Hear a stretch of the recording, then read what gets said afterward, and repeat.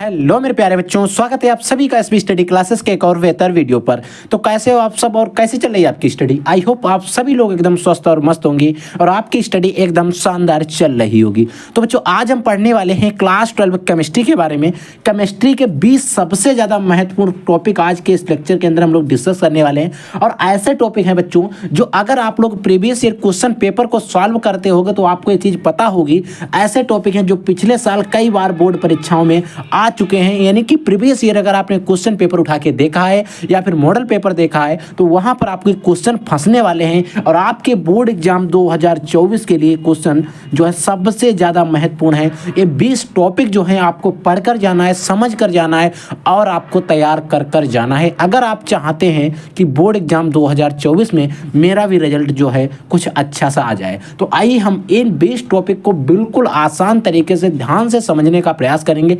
बस आप लोगों को कंसंट्रेशन का लेवल बढ़ा के रखना है और एक एक टॉपिक को समझने का पूरा प्रयास करना है, क्योंकि आपको ये चीज़ पता है आपके पास जो है बोर्ड एग्जाम 2024 देने के लिए समय ना के बराबर बचा है, यानी कि बहुत कम समय बचा हुआ है। ठीक है, तो देखिए बच्चों पहला क्वेश्चन क्या है इसको पहले ध्यान से समझिए। देखिए बच्चों पहला हमारा टॉपिक जो है वो कह रहा है कि 0.1 मोल ग्लूकोज तथा 0.1 मोल सोडियम क्लोराइड।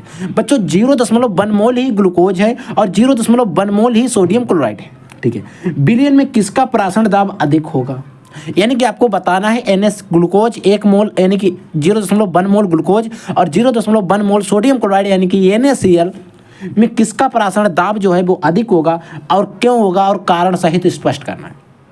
यानी कि आपको बोर्ड एग्जाम आप जब देने जाएंगे तो वहां पर आपको एक क्वेश्चन मिलेगा जिसमें कहा जाएगा कि 1 मोल ग्लूकोज तथा 1 मोल सोडियम क्लोराइड का कोई बिलियन है, उस बिलियन में आपको बताना किसका प्राशन दाब जो है वो अधिक होगा और अधिक अगर होता है तो वो क्यों होगा, आपको कारण भी बताना है। ठीक है, तो आइए इसको हम समझने का प्रयास करते हैं बिल्कुल आसान तरीके से। देखिए इसमें ग्लूकोज किसमें ग्लूकोज 0.1 मोल सोडियम क्लोराइड का जलीय विलयन अधिक प्राशन दाब प्रदर्शित करेगा। इसमें जो हमें दिया गया विलयन इसमें 0.1 मोल सोडियम क्लोराइड का जलीय विलयन अधिक प्राशन दाब प्रदर्शित करेगा। अब हमने बता दिया कि इन दोनों में अगर हम कंपेरिजन करें, कल्पना करें, तुलना करें, जब हमने इन दोनों में कल्पना की, तुलना की तो हमें ये पता चला कि सोडियम क्लोराइड जो है इसका प्राशन दाब ग्लूकोज से अधिक होगा। अब बात आती क्यों होगा, भाई आपने एक को यही तो कहोगे कि क्यों होगा इससे अधिक, तो क्योंकि यह आयनन पर देखिए किसके, क्योंकि यह आयनन पर कौन, सोडियम क्लोराइड आयनन पर Na पॉजिटिव तथा Cl निगेटिव 2 आयन देता है। इसका जब हम आयनन करेंगे तो Na पॉजिटिव और Cl निगेटिव 2 आयन देगा, जबकि ग्लूकोज का आयनन नहीं होता है, जबकि हमारा जो ग्लूकोज है उसका आयनन नहीं होगा। प्राशन दाब अणुसंख्य गुणधर्म का एक उदाहरण है, मैंने आपको पहले बताया था। प्राशन दाब जो है वो अणुसंख्य गुणधर्म का उदाहरण है। अब होता क्या है, अणुसंख्य गुणधर्म जो होता है वो आयनों की संख्या पर निर्भर करता है। तो हमने जब NaCl का किया तो आयन उसमें 2 आए रहे और इसमें एक भी आयन नहीं, यानी कि जिसका आयन विभोज आयन ज़्यादा होंगे उसका प्राशन दाब भी ज़्यादा होगा, क्योंकि प्राशन दाब जो अणुसंख्य गुणधर्म जो होता है आयनों पर संख्या पर निर्भर करता है और प्राशन दाब जो अणुसंख्य गुणधर्म का एक उदाहरण है। ठीक है, यानी कि अणुसंख्य गुणधर्म इक्वल टू डायरेक्टली प्रोपोर्शनल, यानी कि समानुपाती होंगे अणुओं की संख्या। और अणुओं की संख्या का मतलब है इन अणु जो दिए इन गुणों में आयनों का, यानी इन जो हमें गुण दिए गए हैं, जो हमारा NaCl दिया गया है इसमें जो अणु है इसमें समान व्यवहार प्रदर्शित करेगा, यानी कि इन गुणों में आयन जो है वो समान व्यवहार प्रदर्शित करेगा अणुओं का। ठीक है, तो इसीलिए आपको क्या है कि 1 मोल अगर ग्लूकोज है और 1 मोल NaCl है तो उसमें NaCl के जो विलयन होगा उसका प्राशन दाब अधिक होगा comparison to 1 mole 0.1 mole glucose के। ठीक है, समझ में आया। अब यहाँ पर मात्रा 1 मोल दे रहा है, 0.1 मोल यहाँ पर 10 मोल दे देता, बात तो वही होती, 10 आयन बन जाते, नो प्रॉब्लम नो टेंशन। समझ में आया। अगला टॉपिक देखिए बच्चों, अगला बच्चों हमारा टॉपिक है जो उसमें कह रहा है कि क्वथनांक का उन्नयन क्या होता है, यानी कि क्वथनांक में उन्नयन या फिर क्वथनांक का उन्नयन क्या होता है आपको बताना है। देखिए होता क्या, जब किसी शुद्ध विलायक में, हमारे पास कोई एक शुद्ध विलायक है, उस विलायक में विलेय को घोला जाता है, जो हमारे पास विलेय है उसको मैंने घोल दिया, तब विलयन का वाष्प दाब घट जाता है। जब जो विलयन होता है उसका जो वाष्प दाब होता है वो घट जाता है, जिसके कारण उसका क्वथनांक जो होता है बढ़ जाता है, जिसके कारण जब वाष्प दाब घटा तो उस विलायक का क्वथनांक बढ़ जाए, उस विलयन का क्वथनांक बढ़ गया। और शुद्ध विलायक तथा विलयन के क्वथनांक के इस अंतर को, शुद्ध विलायक और विलयन के मध्य में जो क्वथनांक था उसमें एक अंतर हुआ, इस अंतर को ही क्वथनांक में उन्नयन कहते हैं। क्वथनांक में उन्नयन एक अणुसंख्य गुणधर्म भी है। क्वथनांक उन्नयन क्या है? एक अणुसंख्य गुणधर्म है, ये चीज़ आपको याद रखना है, क्योंकि बोर्ड एग्जाम में एक क्वेश्चन आ जाता है निम्न में से कौन सा अणुसंख्य गुणधर्म प्रदर्शित करेगा। वहाँ पर परासरण दाब या आपको क्वथनांक में उन्नयन दे सकता, ऐसा कुछ ऑप्शन मिलेंगे। ठीक है, तो अगला टॉपिक देखिए बच्चों। अगला बच्चों टॉपिक है, इसमें कह रहा है जिंक तथा तांबे में, जिंक तथा तांबे में से एक अम्लों से हाइड्रोजन गैस विस्थापित करता है, एक इनमें से क्या है, एक अम्लों से हाइड्रोजन गैस विस्थापित नहीं करता है, और क्यों?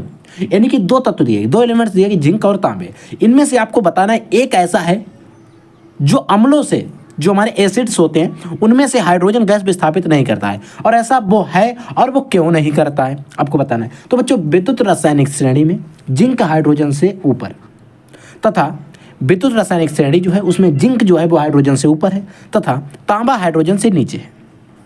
तांबा जो है वो हाइड्रोजन से नीचे, यानी कि जो तांबा है वो हाइड्रोजन से नीचे है, जिसके कारण जिंक हाइड्रोजन से अधिक अपचायक है, यानी कि जो जिंक है वो हाइड्रोजन से ज़्यादा अपचायक है, और तांबा जो है वो कम अपचायक है, क्योंकि वो नीचे है इसीलिए वो कम अपचायक है, और जो जिंक है वो ऊपर है इसीलिए वो ज़्यादा अपचायक है। इसीलिए जिंक अम्लों से हाइड्रोजन गैस को विस्थापित करता है, परंतु तांबा नहीं करता। यानी कि तांबा क्यों नहीं करता है? विद्युत रासायनिक श्रेणी में है, उसका हाइड्रोजन से स्थान जो है वो नीचे है, इसीलिए उसकी अपचायक क्षमता कम है, इसीलिए वो अम्लों से क्रिया करके हाइड्रोजन गैस मुक्त यानी कि विस्थापित नहीं करता है। समझ में है? अगला टॉपिक देखिए बच्चों। अगला टॉपिक है बच्चों जिसमें हमसे पूछा रहा है संघट्ट आवृत्ति को परिभाषित कीजिए। संघट्ट आवृत्ति क्या होती है बच्चों? एक क्वेश्चन ऐसा क्वेश्चन है जो अभी तक कभी नहीं पूछा गया है, लेकिन आपको पता है कुछ क्वेश्चन नए भी हमारे बोर्ड एग्जाम्स के अंदर आते हैं, तो मैंने इस क्वेश्चन को इंक्लूड किया। ये क्वेश्चन अभी तक लगभग किसी भी बोर्ड एग्जाम्स में नहीं पूछा गया होता, तो हमारे पास इसका रिकॉर्ड होता, देखते रहते हैं हम क्वेश्चन पेपर को, मॉडल पेपर सॉल्व कराते रहते हैं बच्चों, हमें आज तक नहीं मिला है। ठीक है, लेकिन हो सकता है आपके बोर्ड एग्जाम 2024 में यह क्वेश्चन पूछा जाए, इसलिए मैं पढ़ाना जरूरी समझता हूँ। ठीक है, अब होता क्या है, देखिए गैस के अणुओं के आपस में संघट्ट होने से, देखिए गैस के अणु जो होते हैं उनके आपस में संघट्ट होने से ही रासायनिक अभिक्रिया संपन्न होती है। वो रासायनिक गैस के जो अणु होते हैं वो आपस में संघट्ट होते हैं, जुड़ते हैं एक तरीके से, तो उनसे क्या होते हैं, रासायनिक अभिक्रिया जो केमिकल रिएक्शंस होती हैं वो संघट्ट संपूर्ण होती हैं, कंप्लीट्स होती हैं। संघट्ट पूर्ण प्रत्यास्थ होता है, जो संघट्ट होता है वो पूर्ण कंप्लीट प्रत्यास्थ होता है।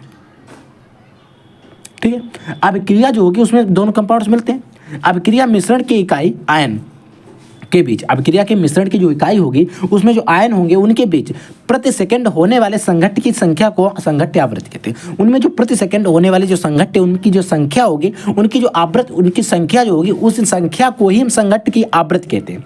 इसे बच्चों हम जेड से प्रदर्शित करते हैं, ये चीज आपको याद रखना है। अगला टॉपिक देखिए बच्चों। अगला बच्चों हमारा टॉपिक है जिसमें बात करें जाएगी शून्य कोटि। शून्य कोटि की अभिक्रिया से आप क्या समझते हैं? शून्य कोटि की अभिक्रिया जो होती है इनसे आप क्या समझते हैं? तो बच्चों वह अभिक्रिया जिसकी प्रगति में अभिकारक के किसी भी अणु का साधारण परिवर्तन नहीं होता। वह अभिक्रिया जिसकी किसी भी प्रगति में वह अभिक्रिया जिसकी प्रगति में अभिकारक के किसी भी, अभिकारक का कोई भी अणु है उसका क्या होगा? रिएक्टेंट। अभिकारक को इंग्लिश में कहते हैं रिएक्टेंट। उसके में किसी भी अणु का साधारण परिवर्तन नहीं होता। ठीक है, अर्थात जिसका वेग अभिकारक की सांद्रता पर भी निर्भर नहीं करता, क्योंकि अभिकारक अगर परिवर्तन नहीं, साधारण परिवर्तन नहीं होता उनके अणु का, किसी भी अणु का, तो इसका मतलब उसमें अभिकारक की सांद्रता पर उसका वेग भी निर्भर नहीं करता होगा, और शून्य कोटि की अभिक्रिया कहलाएगी। अब इसमें एक रिएक्शन होती है H2 + Cl2 = यहाँ पर सूर्य का प्रकाश है। अगर बच्चों में यहाँ पर सूर्य का प्रकाश हटा दें और तो हमारी रिएक्शन शून्य कोटि की अभिक्रिया नहीं रहेगी, प्लस हमारा Cl बनता है। अब हो सकता है आपसे बोर्ड एग्जाम में पूछा जाए, ये रिएक्शन दी रही होगी कि निम्नलिखित में से शून्य कोटि की अभिक्रिया है, कई सारी रिएक्शन होंगी, वहाँ पर एक रिएक्शन ए भी होगी, आपको दे सकता है, या कोई अदर शून्य कोटि की अभिक्रिया दे सकता है। वहाँ पर अगर ये रिएक्शन दी गई है और इसमें अगर H न्यू भी लिखा तब भी आप समझिए सूर्य का प्रकाश है, या फिर हिंदी में लिखा हो सकता है सूर्य का प्रकाश, या सनलाइट से लिखा हुआ मिल सकता है। समझ गए? तो अगला टॉपिक देखिए बच्चों।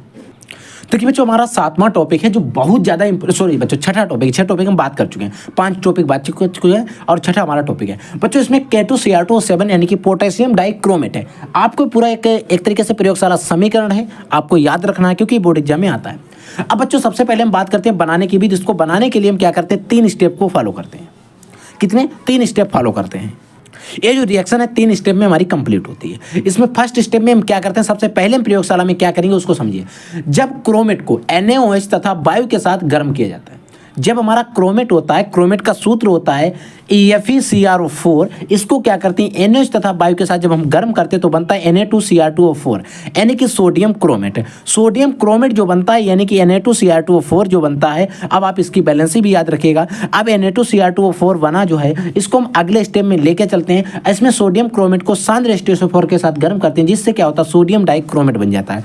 अब जो इसका सोडियम क्रोमेट था Na2Cr2O4 बना था, इसमें H2SO4 की जब हम क्रिया कराते हैं बच्चों तो हमारा Na2Cr2O7 बन जाता है, Na2Cr2O7 यानी कि सोडियम डाइक्रोमेट बन जाता है, प्लस हमारा जो कंपाउंड्स निकल जाते हैं। ठीक है, अब हमारी रिएक्शन क्या होती है ऑलरेडी बैलेंस होती है। ठीक है, अब हम जो हमारा सोडियम डाइक्रोमेट बना, अब सोडियम डाइक्रोमेट को लेते हैं KCl के साथ पोटेशियम क्लोराइड के साथ हम इसकी क्रिया कराते हैं। सोडियम डाइक्रोमेट को पोटेशियम क्लोराइड के साथ गर्म करते हैं, पोटेशियम क्लोराइड के साथ गर्म करते हैं, जिससे क्या होता है पोटेशियम डाइक्रोमेट बन जाता है। हमें बनाना क्या था, पोटेशियम डाइक्रोमेट ही बनाना था, तो हम इस तरीके से इसको प्रयोगशाला में बना लेते हैं। अब बात आती है सर हम प्रयोगशाला में बना लेते हैं, इसके फिजिकल प्रॉपर्टीज क्या होती है कि भौतिक गुण क्या है। बच्चों ये रंगहीन क्रिस्टलीय ठोस पदार्थ है, ये जल में घुलनशील होता है। आपको दो याद रखना है, दो ही ज्यादातर बोर्ड एग्जाम्स में पूछे जाते हैं। ठीक है, अगली बात करते हैं केमिकल रिएक्शंस के, यानी कि केमिकल यूजेस क्या है, रासायनिक गुण क्या है। बच्चों अगर हम केमिकल गुण की बात करें, अगर हम पोटेशियम डाइक्रोमेट है जिसको हम NaCl के साथ अगर क्रिया करा देंगे तो हमारा सोडियम डाइक्रोमेट बनेगा। यानी कि जो NaCl है इसको हम सोडियम के साथ क्रिया कराएंगे तो हमारा सोडियम डाइक्रोमेट बनेगा, NaCl के साथ क्रिया कराएंगे। और यदि अम्लीय माध्यम में H2O2 से अगर हम क्रिया कराते हैं तो हमारी रिएक्शन बन जाती है। ठीक है, आपको क्या K2SO4 हमारा बन जाएगा। अगर हम इसकी अम्लीय माध्यम में K2Cr2O7 यानी कि पोटेशियम डाइक्रोमेट जो है इसको अगर अम्लीय माध्यम में H2O2 यानी कि हाइड्रोजन पेरोक्साइड के साथ क्रिया करते हैं H2SO4 बनता है। अगर अम्लीय माध्यम में O3 यानी कि ओजोन से हम क्रिया कराते हैं तभी हमारा कुछ इस प्रकार से कंपाउंड बनते हैं। इन रिएक्शंस को आपको याद रखना है क्योंकि ये रिएक्शंस आपसे बोर्ड एग्जाम्स के अंदर पूछी जा सकती हैं। सिर्फ रिएक्शंस कैसे बना सकते हैं, पोटेशियम डाइक्रोमेट के फिजिकल प्रॉपर्टीज यानी कि भौतिक गुण बताइए, कोई एक भौतिक गुण लिखिए, कोई एक रासायनिक गुण लिखिए, ऐसा भी हमारे बोर्ड एग्जाम्स के अंदर क्वेश्चन पूछा जा सकता है। फिर बात आती है सर लास्ट में हमें इसके उपयोग क्या है, इसका क्या उपयोग है। तो बच्चों इसका उपयोग जो होता है चर्म उद्योग में भी करते हैं, रंगाई व पुताई में भी इसका होता है, और क्रोमिल क्लोराइड परीक्षण जो होता है बच्चों, क्रोमिल क्लोराइड परीक्षण मैंने आपको पढ़ाया है। उस क्रोमिल क्लोराइड परीक्षण में मैंने जहाँ पर पोटेशियम डाइक्रोमेट की बात की थी वहाँ पर मैंने आपको बताया था इसका उपयोग क्रोमिल डाइक्रोमेट, इसका एक उपयोग के अंदर इसको हम लिख सकते हैं पॉइंट को। तो वहाँ पर मैंने जो बताया था वो बात सही थी, याद रखिए। क्रोमिल क्लोराइड जो हमारा परीक्षण होता है क्रोमिल क्लोराइड, उसमें भी हम पोटेशियम डाइक्रोमेट का उपयोग करते हैं। समझ आए। अगला टॉपिक देखिए बच्चों, अगला बच्चों हमारा 7वां टॉपिक है जिसमें कह रहा है कॉपर धातु सिल्वर नाइट्रेट के विलयन से सिल्वर को विस्थापित कर देती है, क्यों। यानी कि जो कॉपर धातु होती है वो सिल्वर नाइट्रेट का अगर विलयन था उससे सिल्वर को विस्थापित क्यों कर देती है, आपको बताना है बच्चों। ये भी इसमें भी रीजन है विद्युत रासायनिक श्रेणी का, ऊपर और नीचे का। ठीक है, होता क्या है विद्युत रासायनिक श्रेणी में, जो हमारी विद्युत रासायनिक श्रेणी है उसमें कॉपर धातु का स्थान सिल्वर धातु से ऊपर होता है। यानी कि जो कॉपर धातु है उसका जो स्थान है वो सिल्वर धातु से क्या है, ऊपर है, इस सिल्वर धातु से ऊपर है। यानी कि अपचायक क्षमता कॉपर की तुलना में सिल्वर धातु से, यानी कि सिल्वर धातु से कॉपर की ज्यादा है। ठीक है, अपचायक क्षमता, जिसके कारण कॉपर धातु सिल्वर नाइट्रेट के विलयन से सिल्वर को विस्थापित कर देती है। यानी कि Cu था, सिल्वर नाइट्रेट था, अब इससे कॉपर जो है वो सिल्वर नाइट्रेट के विलयन से सिल्वर को विस्थापित कर देगा, सिल्वर को अलग निकाल देगा और कॉपर नाइट्रेट बना देगा, यानी कि अपना नाइट्रेट बना लेता है। ठीक है, ये चीज आपको याद रखना है, क्यों होता है, विद्युत रासायनिक श्रेणी के कारण होता है। ठीक है, अगला क्वेश्चन बच्चों, हेनरी का नियम लिखिए तथा इसके कुछ महत्वपूर्ण उपयोग भी लिखिए। बच्चों हेनरी का नियम क्या है इसको समझिए।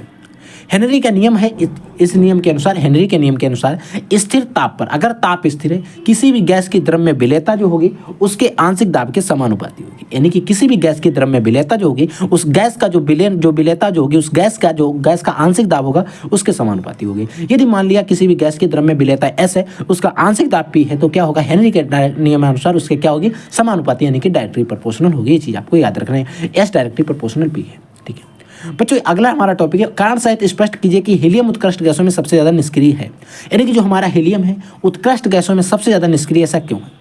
हीलियम उत्कृष्ट गैसों में सबसे ज्यादा निष्क्रिय होती है क्योंकि इसमें कोषों की संख्या सबसे कम होती है, हीलियम का परमाणु क्रमांक 2 होता है, ये चीज आपको पता है। ठीक है, सबसे ज्यादा निष्क्रिय क्योंकि इसमें आकर्षण बल सबसे अधिक होता है, एक कोषों की संख्या सबसे कम है, कोषों की संख्या कम होने के कारण इसमें आकर्षण बल ज्यादा कार्य करता है। ठीक है बच्चों, अगला टॉपिक देखिए 10वां हमारा।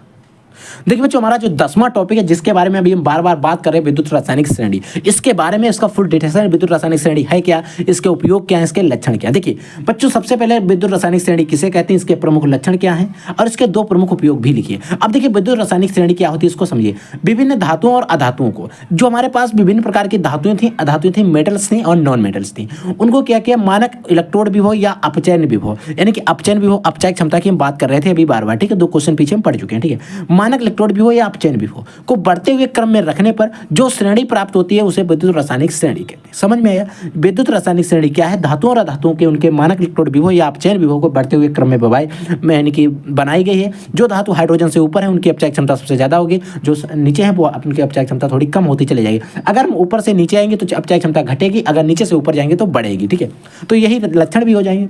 विद्युत रासायनिक श्रेणी यानी कि श्रेणी में ऊपर से नीचे की ओर जाने पर तत्वों की अपचय क्षमता घटती है।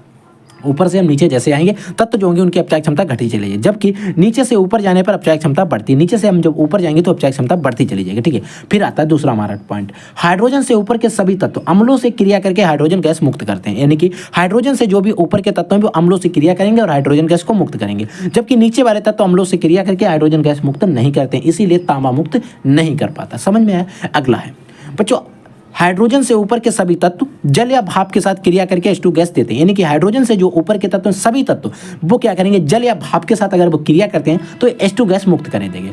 श्रेणी का ऊपर वाला तत्व नीचे वाले तत्व को से उसके विलयन को विस्थापित कर देगा। यानी कि ऊपर जो तत्व है अगर कोई नीचे का तत्व है उसके विलयन से उसको विस्थापित कर देगा, इतनी उसमें क्षमता होती है। ठीक है, फिर बात आती है उपयोग। इसी किसी भी सेल का मानक विद्युत वाहक बल हमें निकालना होता, वाहक बल का निर्धारण करना होता, उसमें भी हम विद्युत रासायनिक श्रेणी के आधार पर कर देते हैं। धातुओं की क्रियाशीलता की भी तुलना हम विद्युत रासायनिक श्रेणी के आधार पर कर देते हैं। समझ में है? अगला देखिए बच्चों टॉपिक, अगला बच्चों हमारा 11वां टॉपिक है जो हमारा डी ब्लॉक्स है, आप इसको भी ध्यान से समझिएगा। इसमें कह रहा है Mn ट्रिपल पॉजिटिव आयन की अपेक्षा Mn डबल पॉजिटिव अधिक स्थायी होता है। क्यों? यानी कि Mn ट्रिपल पॉजिटिव जो है उसकी अपेक्षा Mn डबल पॉजिटिव जो है वो अधिक स्थायी होता है, ज्यादा स्थायी होता है। क्यों बच्चों? आपको पता है कि Mn का जो परमाणु क्रमांक होता है एक्चुअल में वो होता है 25 होता है। ठीक है, Mn यानी कि मैग्नीज, इसका जो परमाणु क्रमांक होता है 25 होता है। अब Mn डबल पॉजिटिव का मतलब इससे 2 इलेक्ट्रॉन निकलेंगे, अगर यहाँ पर माइनस होते तो 2 इलेक्ट्रॉन जुड़ते। अब Mn ट्रिपल पॉजिटिव का मतलब है इससे 3 इलेक्ट्रॉन निकलेंगे। अगर हम 2 निकालते तो 23 बचते हैं, 25 से 2 निकालेंगे 23 बचेंगे, और 25 से 3 निकालेंगे तो 22 बचेंगे। अब जो 22 बचे या 23 बचे इनका हमने इलेक्ट्रॉनिक विन्यास बनाया। जब बच्चों हमने इनका इलेक्ट्रॉनिक विन्यास बनाया तो लास्ट में हमारा जो 23 था उसमें 3d5 आया, और जो हमारा डबल पॉजिटिव था उस जो ट्रिपल पॉजिटिव था उसमें 3d4 आया। अब 3d4 आया, 3d5 आया, इसी को हम क्या करेंगे, लिखेंगे। हमने क्या लिखा है इसको ध्यान से समझिए। इलेक्ट्रॉनिक विन्यास बनाने पर यह ज्ञात हुआ है कि Mn डबल पॉजिटिव आयन अर्धपूरित इलेक्ट्रॉन उपस्थित हैं। इसमें क्या है, अर्धपूरित आयन जो हमारे इस Mn डबल पॉजिटिव है उसमें अर्धपूरित यानी कि आधे भरे। डी में लगभग 10 इलेक्ट्रॉन, सिर्फ 10 इलेक्ट्रॉन रह सकते हैं। डी जो हमारा कक्षक होता है उसमें 5 कक्षक होते हैं और प्रत्येक कक्षक में 2 इलेक्ट्रॉन रह सकते हैं। यानी कि डी में अधिकतम कितने इलेक्ट्रॉन रह सकते हैं, 10, और उसमें से हाई कितने, यहाँ पर 5, यानी कि आधा भरा है। अर्धपूरित इलेक्ट्रॉन उपस्थित है जिसके कारण इसका 3d उपकोष अधिक स्थायी। आपको पता है अर्धपूरित या पूर्ण भरे कक्षक जो होते हैं ज्यादातर स्थायी होते हैं, यानी कि कंपेरिजन टू अदर अधिक स्थायी होता है। इसीलिए Mn double positive triple positive ion की अपेक्षा Mn डबल पॉजिटिव अधिक स्थायी है। क्यों है? क्योंकि उसमें अर्धपूरित इलेक्ट्रॉन उपस्थित है। ठीक है बच्चों, अगला है क्वेश्चन टॉपिक नंबर 12 है बच्चों, अक्रिय तत्वों की किन्हीं 3 विशेषताएं बताइए। यानी कि जो अक्रिय तत्व होते हैं, निष्क्रिय तत्व होते हैं, उनकी 3 विशेषताएं आपको बताना है। इन तत्वों के अष्टक पूर्ण होते हैं, यानी कि तत्वों के जो अष्टक होते हैं वो पूर्ण होते हैं। एक क्रियाशील नहीं होते हैं, ज्यादातर क्रियाएं नहीं करते हैं, अन्य तत्वों के साथ अपक्रिया नहीं करते हैं। यानी कि इलेक्ट्रॉन बंधुता जो होती है वो शून्य होती है, बहुत कम होती है, ऐसे मान सकते हो शून्य होती है। ठीक है, अगला टॉपिक देखिए बच्चों, अगला हमारा टॉपिक है बच्चों जिसमें कह रहा है सिद्ध कीजिए कि ग्लूकोज में 5 हाइड्रोक्सी समूह उपस्थित होते हैं। यानी कि आपको सिद्ध करके बताना है कि ग्लूकोज जो होता है उसमें 5 हाइड्रोक्सी समूह उपस्थित होते हैं। ऐसा क्यों होता है आपको बताना है सिद्ध करके।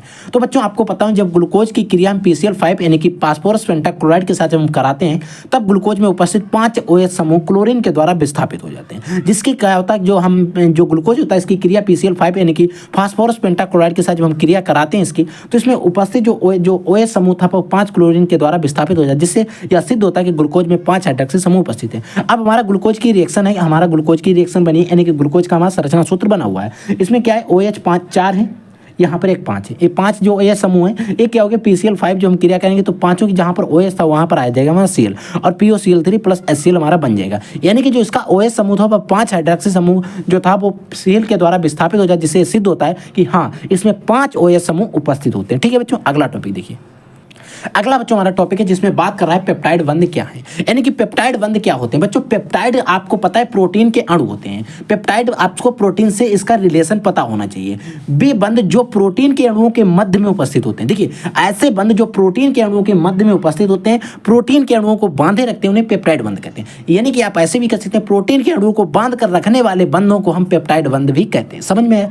अगला टॉपिक बच्चों है क्वथनांक में उन्नयन क्या होता है। बच्चों ये टॉपिक हम तो वहाँ पर वो अदर टॉपिक था, ठीक है, नो प्रॉब्लम, ठीक है, देखिए ठीक है बच्चों, ये टॉपिक हम डिस्कस कर चुके हैं। क्वथनांक में उन्नयन, क्वथनांक का उन्नयन डबल नोट हो चुका है, कोई दिक्कत नहीं। यहाँ पर जो परिभाषा लिखी वो अति लघु उत्तरी के अकॉर्डिंग लिखी गई, वहाँ पर जो परिभाषा लिखी गई वो दीर्घ उत्तरी के अकॉर्डिंग लिखी गई। देखिए इसमें होता है जब किसी विलय को विलायक में घोला जाता है, जब वहाँ पर शुद्ध विलायक की बात की गई थी, तो प्राप्त विलयन का क्वथनांक में वृद्धि होती है। क्वथनांक में क्या होती है, वृद्धि हो जाती है। वृद्धि का मतलब क्वथनांक में उन्नयन हो जाता है, जिससे क्वथनांक में उन्नयन कहते हैं। यानी कि समझिएगा जब किसी विलय को विलायक में हम घोलेंगे तो उसका विलायक जो प्राप्त विलयन जो होगा उसके क्वथनांक में वृद्धि हो जाएगी। जो में एक विलयन प्राप्त होगा उसके क्वथनांक में क्या हो जाएगी, वृद्धि, और वृद्धि मतलब उसके क्वथनांक में उन्नयन हो जाएगा। और इस क्वथनांक में वृद्धि यानी कि उन्नयन को, इसमें वृद्धि हो जाने को ही क्वथनांक में उन्नयन कहते हैं। इसे डेल्टा टीवी से प्रदर्शित करते हैं। यहाँ पर बच्चों जो बात की गई वो अति लघु उत्तरी के अकॉर्डिंग बात की गई, वहाँ पर दीर्घ उत्तरी के अकॉर्डिंग बात की गई। शुद्ध यानी कि परिशुद्ध अल्कोहल क्या होती है इसके बारे में आपको पता होना चाहिए। वह एल्कोहल जिसमें 80 से 95% एथिल अल्कोहल उपस्थित होता है परिशुद्ध अल्कोहल कहता है। यानी कि ऐसा अल्कोहल जिसमें से 80 से 95% एथिल अल्कोहल का सूत्र होता है C2H5OH उपस्थित होगा तो वो परिशुद्ध अल्कोहल कहेगा। एक हमारा आता है पावर अल्कोहल। क्या होता है बच्चों, पावर अल्कोहल भी आपको समझना चाहिए। पेट्रोल तथा एथिल अल्कोहल के मिश्रण को पावर अल्कोहल कहते हैं। यानी कि पेट्रोल और एथिल अल्कोहल का एक मिश्रण होता है, उसे हम कहते हैं पावर अल्कोहल।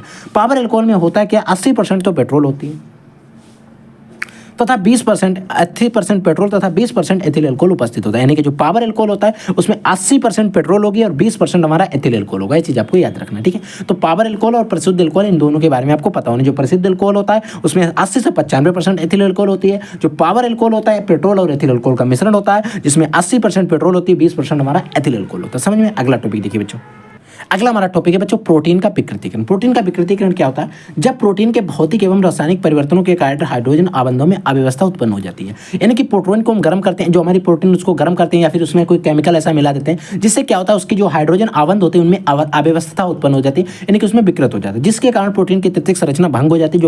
जो प्रोटीन की संरचना होती है वो भंग हो जाती है, जिस तथा हेलिक्स जो होता है वो आकुंडलित, जो उसमें संरचना बनी थी हेलिक्स कुंडलित था वो कैसा हो जाएगा, आकुंडलित हो जाएगा, यानी कि खुल जाएगा। अतः प्रोटीन अपनी जैविक क्रिया खो देती है, उसकी जो जैविक क्रिया उसे खो देती है और प्रोटीन का इस क्रिया को, इसे हम प्रोटीन का विकृतीकरण कहते हैं। समझ में है।